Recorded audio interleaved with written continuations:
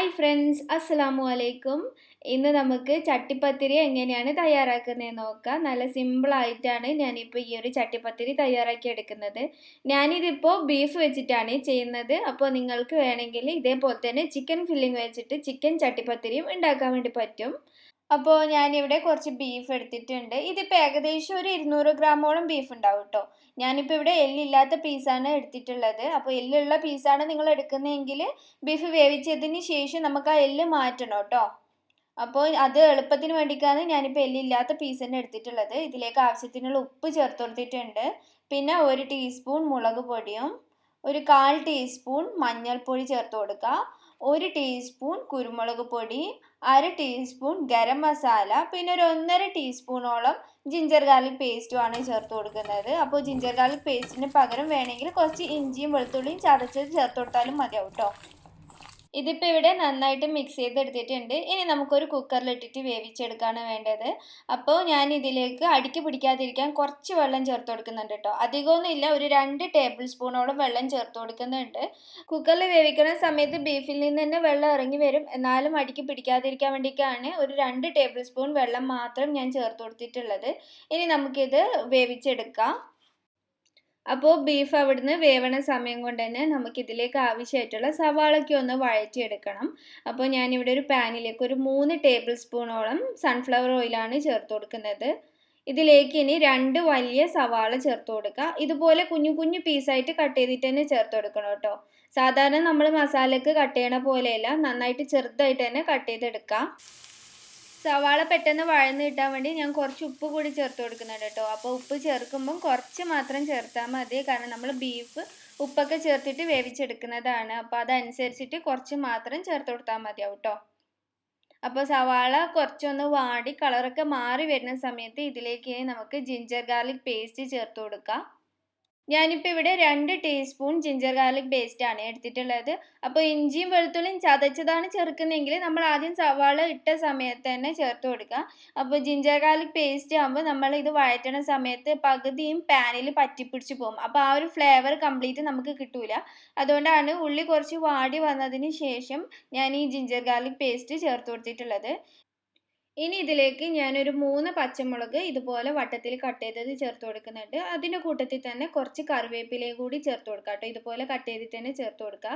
ഇനി ഇത് കുറച്ചും കൂടി ഒന്ന് വാടി വരണം കേട്ടോ. ചെറിയൊരു ബ്രൗൺ കളറാകുന്നത് വരെ നമുക്ക് ഈ സവാള വഴറ്റിയെടുക്കണം. കാരണം നല്ലൊരു ബ്രൗൺ കളറായിട്ട് വരുമ്പോൾ നന്നായി വാടി വന്നാൽ നമ്മുടെ മസാലയ്ക്ക് നല്ലൊരു ടേസ്റ്റ് ഉണ്ടാവും കേട്ടോ. അപ്പോൾ ഇതൊരു മീഡിയം ഫ്ലെയിമിൽ തന്നെ ഇട്ടിട്ട് നമുക്ക് നന്നായിട്ട് വഴറ്റിയെടുക്കാം. അപ്പോഴേക്കും നമ്മുടെ ബീഫ് ഇവിടെ നന്നായിട്ട് വേവിച്ചെടുത്തിട്ടുണ്ട് കേട്ടോ. ഇതിപ്പോൾ ചൂടൊക്കെ മാറിയിട്ടുണ്ട്. നമുക്കിനി ഇത് മിക്സിയുടെ ചെറിയ ജാറിൽ ഇട്ടിട്ട് ഒന്ന് ക്രഷ് ചെയ്തെടുക്കുകയാണ് വേണ്ടത്. അപ്പോൾ നമ്മളിത് കട്ടിംഗ് ബോർഡിൽ വെച്ചിട്ട് കട്ട് ചെയ്തെടുക്കണതിനെക്കാട്ടിയും കുറച്ചുകൂടി എളുപ്പമാണ് മിക്സിയുടെ ജാറിൽ ഇട്ടിട്ട് ഒന്ന് ക്രഷ് ചെയ്തെടുക്കുന്നത്. പൾസ് ബട്ടൺ 2-3 തവണ കൊടുക്കുന്ന സമയത്ത് ഇതുപോലെ നന്നായിട്ട് പൊടിച്ചെടുക്കാൻ വേണ്ടി പറ്റും. ഇപ്പോൾ നമ്മുടെ സവാളയുടെ കളറൊക്കെ ഏകദേശം മാറി വന്നിട്ടുണ്ട്. ഇനി നമുക്ക് പൊടികൾ ചേർത്ത് കൊടുക്കാം. ഞാനിപ്പോൾ ഇവിടെ ഒരു 1/2 ടീസ്പൂൺ മഞ്ഞൾപ്പൊടിയും 1 ടീസ്പൂൺ കുരുമുളക് പൊടി എടുത്തിട്ടുണ്ട്. പിന്നെ ഒരു 1/2 ടീസ്പൂൺ തന്നെ ഗരം മസാല എടുത്തിട്ടുണ്ട്. ഇത്രയാണ് ചേർത്ത് കൊടുക്കുന്നത്. മുളക് പൊടിയൊന്നും ചേർത്ത് കൊടുക്കുന്നില്ല കേട്ടോ. അപ്പോൾ നിങ്ങൾക്ക് മുളക് പൊടി വേണമെങ്കിൽ ചേർത്ത് കൊടുക്കുക, വേറെ ബീഫ് മസാല വേണമെങ്കിൽ ചേർത്ത് കൊടുക്കുക. ഞാനിപ്പോൾ അതൊന്നും ചേർത്ത് കൊടുക്കുന്നില്ല, ഗരം മസാല മാത്രമേ ചേർത്ത് കൊടുത്തിട്ടുള്ളൂ കേട്ടോ.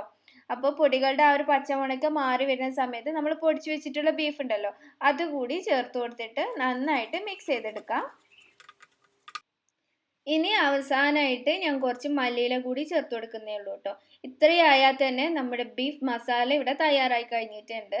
നമുക്കിതിനെ ഒരു സൈഡിലേക്ക് മാറ്റി വെക്കാം. ഇനി നമുക്ക് ചട്ടിപ്പത്തിരിയിലേക്ക് ആവശ്യമായിട്ടുള്ള ചപ്പാത്തി ഒന്ന് ചുട്ടെടുക്കാണ് കേട്ടോ വേണ്ടത്. അപ്പോൾ നിങ്ങൾക്ക് വേണമെങ്കിൽ ഇത് മൈദ ദോശ ചുട്ടിട്ടും ചെയ്യാൻ വേണ്ടി പറ്റും. പക്ഷേ എനിക്ക് കുറച്ചും കൂടി എളുപ്പമായിട്ട് തോന്നിയിട്ടുള്ളത് ഇതുപോലെ മൈദ കൊണ്ടുള്ള ചപ്പാത്തി ചുട്ടെടുത്തിട്ട് ചെയ്യുമ്പോഴാണ് കേട്ടോ. അങ്ങനെയാകുമ്പോൾ നമ്മളിത് മറിച്ചിടുന്ന സമയത്തൊന്നും പൊട്ടിപ്പോവില്ല, നല്ല പെർഫെക്റ്റ് ആയിട്ട് കിട്ടുകയും ചെയ്യും കേട്ടോ. അപ്പോൾ നമുക്ക് ആദ്യം മാവ് കുഴച്ചെടുക്കാം. ഞാനിപ്പോൾ ഇവിടെ 1.5 കപ്പ് മൈദയാണ് കേട്ടോ എടുക്കുന്നത്. എൻ്റെ കുറച്ച് വലിയ വീതിയുള്ള പാത്രമാണ് ഞാൻ എടുക്കുന്നത്. അപ്പോൾ അതിനനുസരിച്ചിട്ടുള്ള മാവ് നമുക്ക് എടുക്കണമല്ലോ. അതുകൊണ്ട് തന്നെ ഞാനിപ്പോൾ ഒരു 1.5 കപ്പ് മൈദ എടുത്തിട്ടുണ്ട്. ഇതിലേക്ക് ആവശ്യത്തിനുള്ള ഉപ്പ് ചേർത്ത് കൊടുക്കാം. പിന്നെ ഒരു 1.5 ടേബിൾ സ്പൂണോളം ഓയിൽ കൂടി ചേർത്ത് കൊടുക്കുന്നുണ്ട് കേട്ടോ. എന്നിട്ട് നന്നായിട്ടൊന്ന് മിക്സ് ചെയ്തെടുക്കുക. ഓയിൽ എല്ലാ ഭാഗത്തും എത്താൻ വേണ്ടിയിട്ടാണ്. അതിനുശേഷം കുറേശ്ശെ വെള്ളം ഒഴിച്ചിട്ട് നമുക്ക് കുഴച്ചെടുക്കുകയാണ് വേണ്ടത്.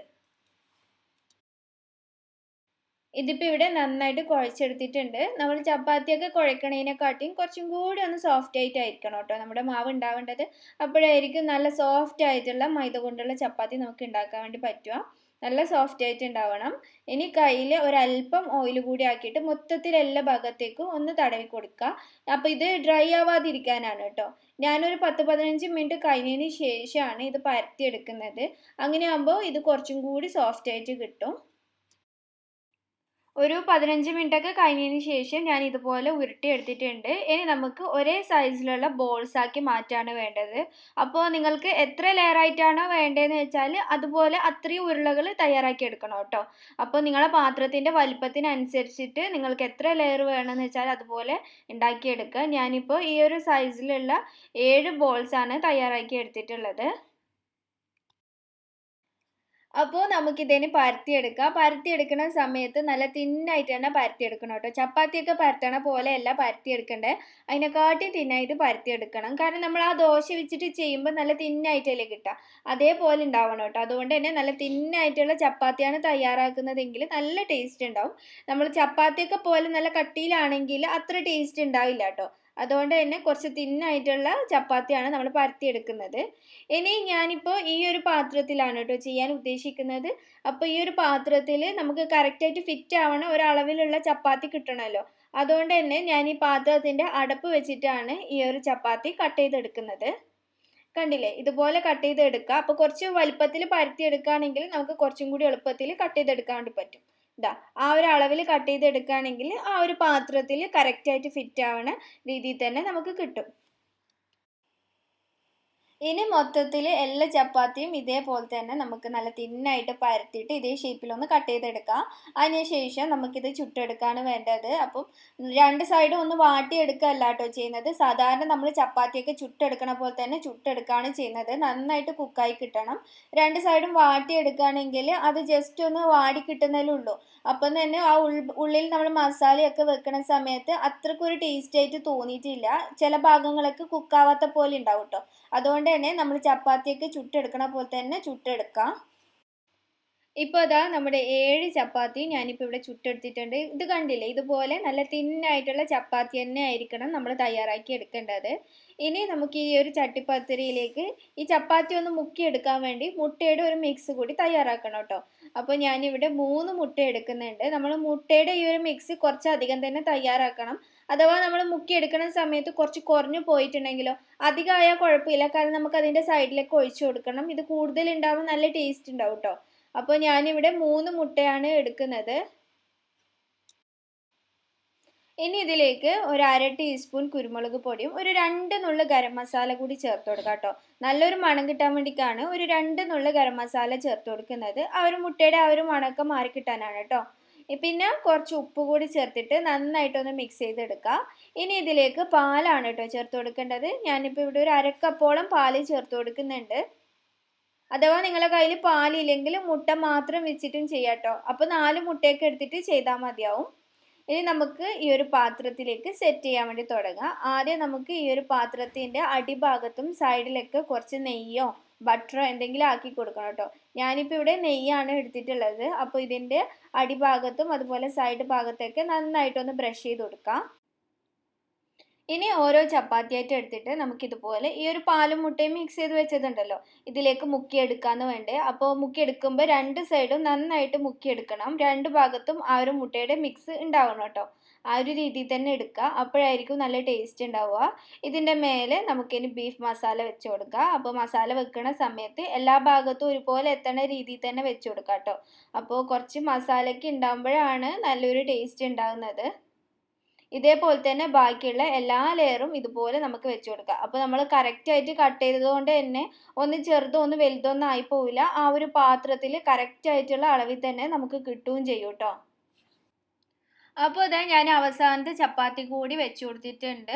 അതിനുശേഷം കൈകൊണ്ട് തന്നെ സൈഡ് ഭാഗമൊക്കെ ഒന്ന് പ്രസ് ചെയ്ത് കൊടുക്കാം കേട്ടോ. എല്ലാ ഭാഗവും ഒരുപോലെ ഒട്ടിക്കിട്ടാൻ വേണ്ടിയിട്ടാണ്. ഇനി നമ്മൾ നേരത്തെ മുട്ടയുടെയും ആ ഒരു പാലിൻ്റെയും മിക്സ് ഉണ്ടല്ലോ ഞാൻ കുറച്ച് അധികം ഉണ്ടാക്കാൻ പറഞ്ഞത്. ഇപ്പം നമുക്ക് ഇതിൻ്റെ ആവശ്യമുണ്ട്, അതുകൊണ്ടാണ് കേട്ടോ പറഞ്ഞിട്ടുള്ളത്. അപ്പോൾ ആ ഒരു ബാക്കിയുള്ള ഈ ഒരു മുട്ടയുടെയും പാലിൻ്റെയും മിക്സിലേക്ക് കുറച്ച് മല്ലിയില കൂടി കട്ട് ചെയ്തത് ചേർത്ത് കൊടുക്കുക. നമുക്കിത് ഇതിൻ്റെ മേലേക്ക് ഒഴിച്ചു കൊടുക്കേണ്ടതാണ് കേട്ടോ. അപ്പോൾ മൊത്തത്തിൽ എല്ലാ ഭാഗത്തും എത്തണ രീതിയിലാണ് ഒഴിച്ചു കൊടുക്കേണ്ടത്. ഇതുപോലെ സൈഡിൽ കൂടി ഒഴിച്ചു കൊടുത്താൽ മതി കേട്ടോ. കാരണം ആദ്യം സൈഡിൽ ഒഴിച്ചു കൊടുത്താൽ സൈഡ് ഭാഗത്ത് വല്ല ഗ്യാപ്പൊക്കെ ഉണ്ടെങ്കിൽ അതൊക്കെ അവിടെ ഫില്ലാവാൻ വേണ്ടിയിട്ടാണ് ആദ്യം സൈഡ് ഭാഗത്ത് ഒഴിച്ചു കൊടുക്കുന്നത്. അപ്പോൾ മല്ലിയിലേക്ക് ഇടുമ്പോൾ ഇതിൻ്റെ മേലെ ആ മല്ലിയിലൊക്കെ കാണുമ്പോൾ നല്ല ഭംഗിയുണ്ടാവും. അപ്പോൾ ഇത്രയേ ഉള്ളൂ, നമ്മുടെ ചട്ടിപ്പത്തിരി ഇങ്ങനെയാണ് സെറ്റ് ചെയ്ത് വെക്കേണ്ടത്. ഇനി നമുക്ക് നേരെ സ്റ്റൗവിലേക്ക് മാറ്റാം. അപ്പോൾ നമ്മൾ സ്റ്റൗവിലേക്ക് മാറ്റണ സമയത്ത് ആദ്യം ഒരു 2 മിനിറ്റ് മാത്രം ഒന്ന് മീഡിയം ഫ്ലെയിമിൽ വെക്കാം കേട്ടോ. പാത്രം ഡയറക്റ്റ് ആയിട്ട് വെക്കുക, ഒരു മീഡിയം ഫ്ലെയിമിൽ വെക്കുക. അപ്പോഴേക്കും ഇത് നന്നായിട്ടൊന്ന് ചൂടായി കിട്ടും, പാത്രം മൊത്തത്തിൽ നന്നായിട്ട് ചൂടായി കിട്ടും. അതിനുശേഷം പഴയൊരു പാൻ വെച്ചിട്ട് അതിലേക്കാണ് ഈ ഒരു പാത്രം നമുക്ക് മാറ്റേണ്ടത്. അപ്പോൾ ലോ ഫ്ലെയിമിൽ ഇടണം കേട്ടോ. ലോ ഫ്ലെയിമിൽ ഇട്ടിട്ടാണ് ചെയ്യേണ്ടത്. ഇത് അടുക്കി പിടിക്കാതിരിക്കാനും കരിഞ്ഞു പോവാണ്ടിരിക്കാനുമാണ് ഇങ്ങനെ പഴയൊരു പാൻ വെച്ചിട്ട് തന്നെ ചെയ്യുന്നത് കേട്ടോ. ലോ ഫ്ലെയിമിൽ തന്നെ ഇട്ടിട്ട് ചെയ്യാൻ വേണ്ടി ശ്രദ്ധിക്കുക. ഹൈ ഫ്ലെയിമിൽ ഇടാന്നെങ്കിൽ ഇത് നന്നായിട്ട് കുക്കായി കിട്ടൂല കേട്ടോ. നന്നായിട്ട് സെറ്റായി കിട്ടണമെങ്കിൽ ലോ ഫ്ലെയിമിൽ തന്നെ ഇട്ടിട്ട് ചെയ്യുക. അതുപോലെ തന്നെ ഒരു 35 മുതൽ 40-45 മിനിറ്റ് വരെയൊക്കെ ടൈം എടുക്കും. അത് ഓരോരോ പാത്രത്തിൻ്റെ വലുപ്പത്തിനനുസരിച്ചിട്ടോ നമ്മൾ ലെയർ കൂടുതൽ കൊടുക്കുകയാണെങ്കിൽ അതിനനുസരിച്ചിട്ടൊക്കെ ടൈമിൽ വ്യത്യാസം വരാൻ വേണ്ടി ചാൻസ് ഉണ്ട്. ഇതിപ്പോൾ ഞാനിവിടെ ഒരു 40 മിനിറ്റ് കഴിഞ്ഞിട്ടാണ് കേട്ടോ തുറന്ന് നോക്കിയിട്ടുള്ളത്. അപ്പോഴേക്കാണ് ഇതിൻ്റെ മുകൾ ഭാഗമൊക്കെ നന്നായിട്ട് ഡ്രൈ ആയി വന്നിട്ടുള്ളത്. ഒരു 30 മിനിറ്റ് കഴിഞ്ഞപ്പോൾ ഞാനൊന്ന് തുറന്ന് നോക്കി. ആ ഒരു സമയത്ത് മുകൾ ഭാഗമൊന്നും അധികം ഡ്രൈ ആയി കിട്ടിയിട്ടുണ്ടായിരുന്നില്ല. ഇപ്പോൾ 40 മിനിറ്റ് ആയപ്പോഴാണ് ഇതിൻ്റെ മുകൾ ഭാഗമൊക്കെ നന്നായിട്ട് ഡ്രൈ ആയിട്ടുള്ളത്. നമുക്ക് കൈകൊണ്ട് തൊടുമ്പോൾ തന്നെ മനസ്സിലാവും മുട്ടയുടെ മിക്സോ ഒന്നും തന്നെ ഇല്ല. സൈഡ് ഭാഗമൊക്കെ നന്നായിട്ട് ഇളകി വരുന്നുണ്ടാവും കേട്ടോ. ആ ഒരു സമയത്ത് നമുക്കിത് മനസ്സിലാക്കാൻ വേണ്ടി പറ്റും നന്നായിട്ട് കുക്കായിട്ടുണ്ട് എന്ന്. ഇനി ഇത് നമുക്കൊന്ന് തിരിച്ചിട്ട് കൊടുക്കാം. നമുക്കിതിൻ്റെ മുകൾ ഭാഗം കൂടി കുറച്ചൊന്ന് മൊരിയിച്ചെടുക്കാൻ വേണ്ടിയിട്ടാണ് കേട്ടോ. ഇതിപ്പോൾ നന്നായിട്ട് കുക്കായിട്ടുണ്ട്, എന്നാലും മുകൾ ഭാഗം കൂടി ഒന്ന് മൊരിയിച്ചെടുക്കുമ്പോൾ കാണാനും നല്ല ഭംഗിയായിരിക്കും, അതുപോലെ കഴിക്കാനും നല്ല ടേസ്റ്റ് ഉണ്ടാവും. അപ്പോൾ ഞാൻ വേറൊരു പാനിലേക്ക് തിരിച്ചിട്ട് കൊടുക്കുകയാണ് കേട്ടോ ചെയ്യുന്നത്. അപ്പോൾ ആ ഒരു പാനിലും കൂടി കുറച്ച് നെയ്യോ ബട്ടറോ എന്തെങ്കിലും ആക്കി കൊടുക്കുക. ഞാനിപ്പോൾ കുറച്ച് നെയ്യാണ് കേട്ടോ ആക്കി കൊടുത്തിട്ടുള്ളത്. അതിനുശേഷം നമ്മുടെ ചട്ടിപ്പത്തിരി ഇതുപോലെ ഒന്ന് തിരിച്ചിട്ട് കൊടുത്താൽ മതി. കണ്ടില്ലേ, നമ്മുടെ ചട്ടിപ്പത്തിരി നല്ല രീതിയിൽ തന്നെ കിട്ടിയിട്ടുണ്ട്. അടിഭാഗം ഒന്നും ഒട്ടും കരിഞ്ഞു പോയിട്ടില്ല, നല്ല കളറിൽ തന്നെ കിട്ടിയിട്ടുണ്ട്. ഇനി നമ്മൾ ഇതുപോലെ വെച്ചിട്ട് ഒരു മീഡിയം ഫ്ലെയിമിൽ തന്നെ 2 മിനിറ്റ് മാത്രം വെച്ചാൽ മതി കേട്ടോ. കൂടുതൽ സമയം വെക്കേണ്ട ആവശ്യമില്ല. മുകൾ ഭാഗം ജസ്റ്റ് ഒന്ന് മൊരിഞ്ഞ് കിട്ടാൻ വേണ്ടി മാത്രമാണ്. വെറും 2 മിനിറ്റ് മാത്രം വെച്ചാൽ മതിയാവും. അപ്പോൾ അതാ കുറച്ചൊന്ന് ചൂട് മാറിയതിന് ശേഷം തന്നെ ഞാനിതിവിടെ കട്ട് ചെയ്തിട്ടുണ്ട്. ഇതിപ്പോൾ നല്ല പെർഫെക്റ്റ് ആയിട്ട് തന്നെ കിട്ടിയിട്ടുണ്ട്. എല്ലാ ലെയറും നല്ല രീതിയിൽ തന്നെ കിട്ടിയിട്ടുണ്ട്. അപ്പോൾ നിങ്ങൾ ഇതുപോലെ തിന്നായിട്ടുള്ള ചപ്പാത്തി ആയിട്ടാണ് ചെയ്യുന്നതെങ്കിൽ ചെറിയൊരു പീസൊക്കെ കഴിക്കുമ്പോൾ തന്നെ നമുക്ക് നന്നായിട്ട് വയറൊക്കെ നിറയും. അപ്പോൾ ഇതുപോലെ നിങ്ങൾ ഇതുവരെ ട്രൈ ചെയ്ത് നോക്കിയിട്ടില്ലെങ്കിൽ ഒന്ന് ട്രൈ ചെയ്ത് നോക്കുക, എന്നിട്ട് ഫീഡ്ബാക്കൊക്കെ തരണം കേട്ടോ. ഈ ഒരു വീഡിയോ നിങ്ങൾക്ക് എല്ലാവർക്കും ഇഷ്ടപ്പെട്ടിട്ടുണ്ടെങ്കിൽ തീർച്ചയായിട്ടും ഒന്ന് ലൈക്ക് ചെയ്യുക. ഇത് മറ്റുള്ളവരും കാണാൻ ആഗ്രഹിക്കുന്നുണ്ടെങ്കിൽ ഒന്ന് ഷെയർ ചെയ്ത് കൊടുക്കുക കേട്ടോ.